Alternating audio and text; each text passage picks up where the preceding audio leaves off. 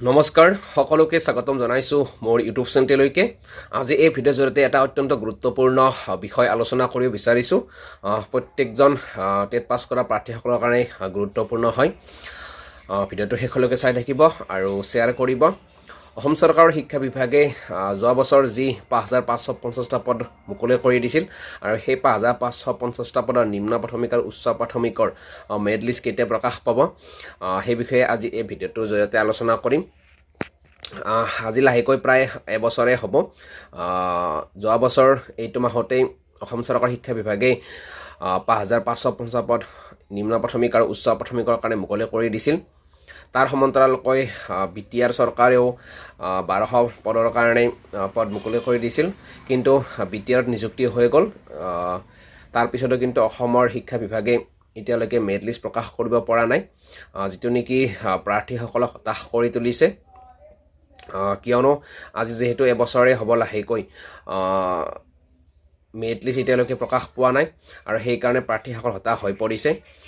Physical হেণ্ডিকেপৰ যদিও merit list মানে কি ডকুমেণ্টছ ভেৰিফিকেশ্যন হৈ আছে, কিন্তু বাকীসকলৰ এতিয়ালৈকে হোৱা নাই আৰু যাৰ কাৰণে প্ৰাৰ্থীসকল হতাশ হৈ পৰিছে। এই চেগতে আমি শিক্ষা বিভাগক অনুৰোধ কৰিছোঁ যাতে সোনকালে মেৰিট লিষ্ট প্ৰকাশ কৰি যিসকলে চাকৰিৰ কাৰণে আশা কৰি আছে বা যিসকলৰ মাৰ্কে কভাৰ কৰিব সেইসকলে যাতে সোনকালে চাকৰি এটা পায়, তাৰ কাৰণে অনুৰোধ কৰিছোঁ।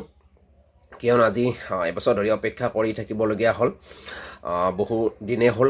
গতিকে আমাৰ চেনেলৰ তৰফৰ পৰা শিক্ষা বিভাগক এইটোৱে অনুৰোধ কৰিছোঁ যাতে সোনকালে মেৰিট লিষ্ট প্ৰকাশ কৰে আৰু মেৰিট লিষ্ট প্ৰকাশ কৰি যাতে যিসকলে চাকৰিটো পায় তেওঁলোকে যাতে সোনকালে নিযুক্তি পায়, সেইটোৰ কাৰণে আমি শিক্ষা বিভাগক গুৰুত্ব দিবলৈ অনুৰোধ জনাইছোঁ। কাৰণ প্ৰাৰ্থীসকলে অপেক্ষা কৰি হতাশ হৈ পৰিছে, যিহেতু এবছৰে হ'ব লাহেকৈ, আৰু তেনে ক্ষেত্ৰত এতিয়ালৈকে মেৰিট লিষ্টৰ কোনো ধৰণৰ খবৰ বা ইনফৰ্মেশ্যন পোৱাও নাই আৰু কেতিয়ালৈকে প্ৰকাশ হয় বা কোন তাৰিখে প্ৰকাশ হয় সেইটো ইনফৰ্মেশ্যন এতিয়ালৈকে পোৱা নাই। কিন্তু চৰকাৰৰ শিক্ষা বিভাগলৈ এইটোৱে অনুৰোধ যাতে সোনকালে মেৰিট লিষ্ট প্ৰকাশ কৰি প্ৰাৰ্থীসকলক নিযুক্তি পোৱাত সুবিধা কৰি দিয়ে।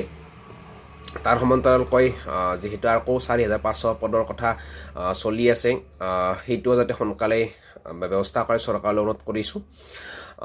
এতিয়া কথাটো হ'ল যে BTRতো এনেকুৱা ধৰণেই ১২০০ পোষ্ট মুকলি কৰি দিছিল BTR প্ৰাৰ্থীসকলৰ কাৰণে, আৰু তাৰ ইতিমধ্যে নিযুক্তি প্ৰক্ৰিয়া সম্পন্ন হৈ গ'ল। ইতিমধ্যে বহুসংখ্যক প্ৰাৰ্থীয়ে শিক্ষকতা কৰি আছে।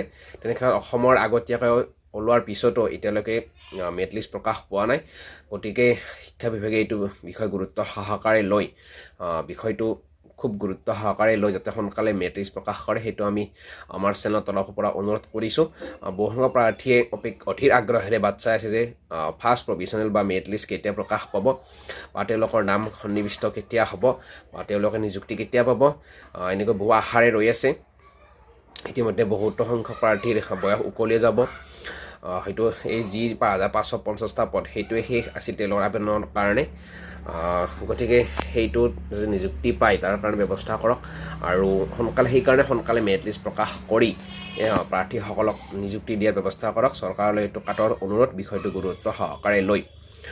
যিহেতু আজি লাহেকৈ এবছৰে হ'ব আৰু বেছিদিন নাই, গতিকে তাৰ আগতে যাতে মেৰিট লিষ্ট প্ৰকাশ পায় সেইটো আমি অনুৰোধ কৰিছোঁ। আৰু প্ৰত্যেকজন প্ৰাৰ্থীয়ে ভিডিঅ'টো শ্বেয়াৰ কৰিব যাতে শিক্ষা বিভাগৰ বিষয়টো অৱগত হয়, কাৰণ প্ৰাৰ্থীসকলে আজি এবছৰ ধৰি অপেক্ষা কৰিলে আৰু সেই অপেক্ষা কৰাৰ ফল যাতে খুব সোনকালে পায় তাৰ কাৰণে অনুৰোধ জনাইছোঁ আমি শিক্ষা বিভাগলৈ।